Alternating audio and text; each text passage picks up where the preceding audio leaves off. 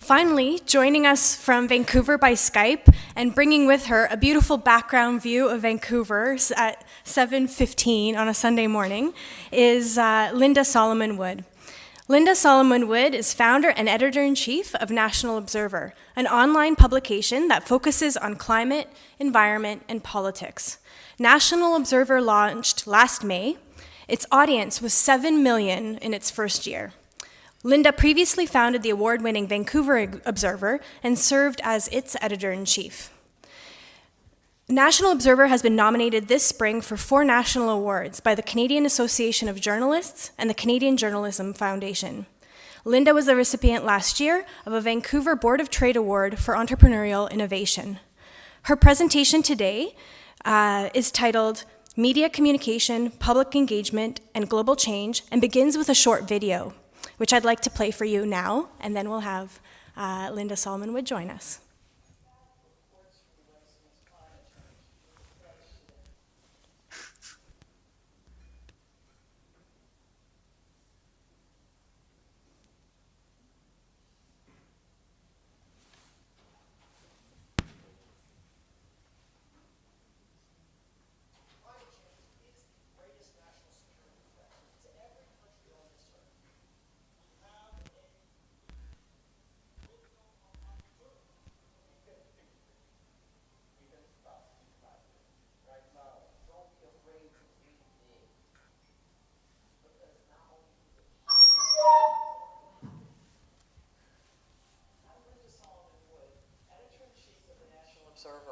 I lead a team of award-winning reporters working across Canada.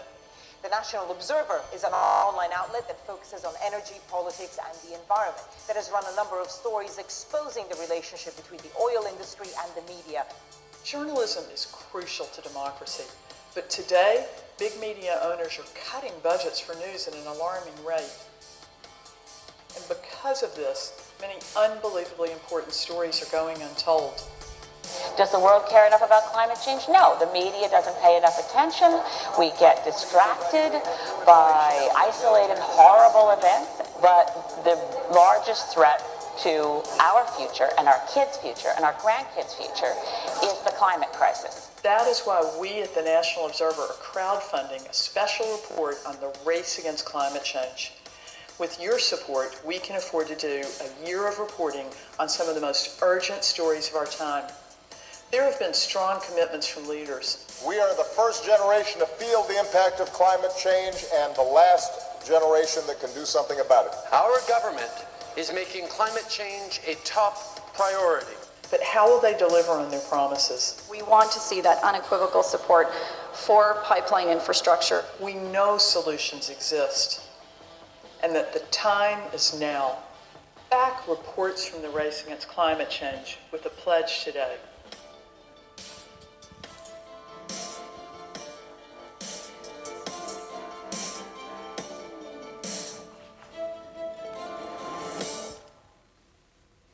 And please join me now in welcoming Linda Solomon Wood.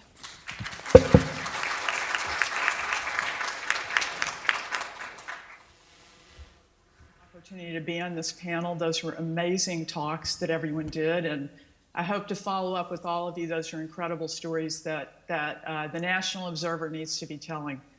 And I'm glad to have a chance to say a few words about the relationship between media and global change, even at this early hour in Vancouver.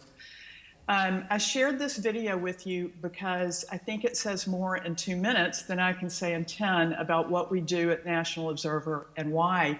It was part of a crowdfunding campaign that is over. I'm not fundraising from you, but it was made successful by 800 people from around the world.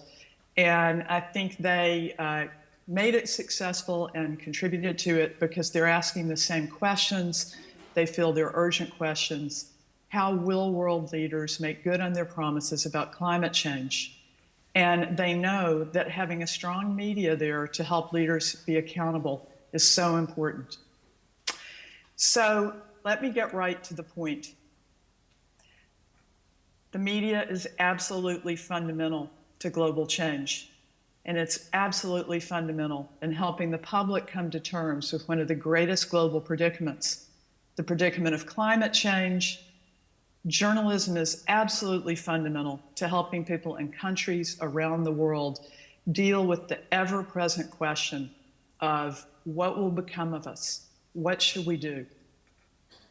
In Canada and around the world, it's our job to ask hard questions, questions people don't want to be asked often, questions governments don't want to be asked, and that corporations don't want to be asked. And it is our job to dig deeply into matters that are often taking place behind closed doors in secret, to be persistent, to sort through what really matters and what does not, so that the public can know. So, for instance, I'd like to introduce you this morning to the work of one of Canada's great environmental reporters.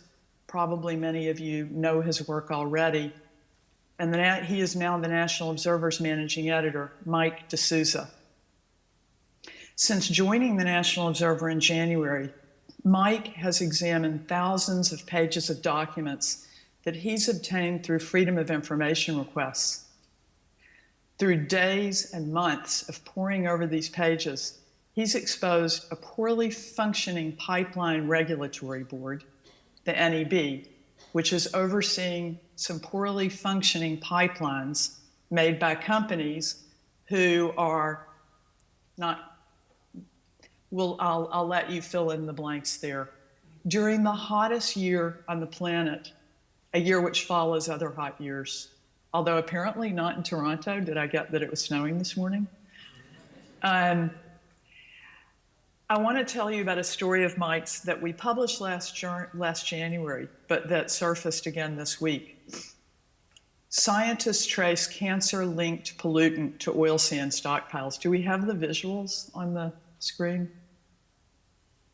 I'm going to assume I can't tell what's going on there, but I hope you can see the screenshots I did of Mike's work. So the story resurfaced last week on Reddit, and it went absolutely viral after not getting a lot of attention when we published it, because clearly people started to realize its ramifications in light of the Fort McMurray wildfires. The story begins with this paragraph: dust blown away from stockpiles left over after oil sands upgrading is very likely a key source of cancer-linked pollutant commonly found in the northern Alberta region. He cites a new peer-reviewed study from the Environmental Science and Technology Journal. And he says it is one of the first studies to pinpoint the source of significant amounts of cancer-linked polycyclic aromatic hydrocarbons in the oil sands region. And the story ends with on a foreboding note, saying that wind can blow these cancer-causing stockpiles. And as we know, last week in the heart of the oil sands, the wind did blow. The winds came hard. Because of Mike's story, people knew something important, and they were alarmed at what might have been silent, under the radar, but an important health hazard to know about. Without reporters like Mike around the world researching, fact-checking, and communicating, we simply wouldn't know much that we need to know. And what we don't know really does hurt us. We've seen in the United States our colleagues at Inside Climate News use similar careful reporting carried out over many months to expose the fact that one of the biggest oil companies in the world knew years ago that their operations were helping to cause climate change. They knew, and meanwhile, they engaged in debunking the idea that climate change was real. They confused the public on purpose. Now there are efforts in the United States to punish this company and others like it. Their operations were carried out worldwide, adding to the global instability that we've heard spoken about so eloquently this morning. Yes, information is power. Information can lead to global change. And in order to solve our problems, we have to know what they are. We heard Jean speak about amplifying stories. That's exactly what media does. And we heard him say that leaders are more likely to do the right thing if they know that the public is behind them. That's our job, to inform the public so the public gets behind positive change. But what does the media do? Does it always amplify the right stories? Donald Trump or threats to public health? Donald Trump or corruption? Donald Trump or threats to the environment? Another story I'd like to tell you about Mike's work. Mike has been relentlessly reporting on, and nobody else will, because it's just not a sexy story, not yet at least. But it's part of a series of 10 or more stories Mike has done on the subject. And it's a series that's going to result in change, for the better, I believe. The story concerns the use of substandard materials used by TransCanada that contributed to a rupture within a few hundred meters of a hunting cabin owned by a Cree family in northern Alberta. It was only an act of God that saved multiple members of the Cree family, that they didn't wind up in a barbecue, a whistleblower told Mike. He said this incident shows that the public should be skeptical about trusting the National Energy Board to oversee safe pipeline operations, noting that they failed to enforce existing provisions of pipeline regulations that require companies to have adequate safety control programs, as well as safety codes that require materials to be resistant to fractures. National Observer was only launched a year ago, but today there are literally hundreds of stories like Mike's by him and other reporters that document uncomfortable truths like cancer-causing oil sands waste blowing in the wind, like poorly manufactured pipelines made by huge corporations that have put profits over people. And so, I say again, the media is absolutely fundamental to global change. Whether we are reporting on corporate corruption or government inaction or mass migrations from lands suffering from drought and famine and war, whether we are featuring exciting innovations happening with renewable energy, such as Suncor's new solar and wind farms in Alberta, the media is absolutely fundamental to people making healthy choices.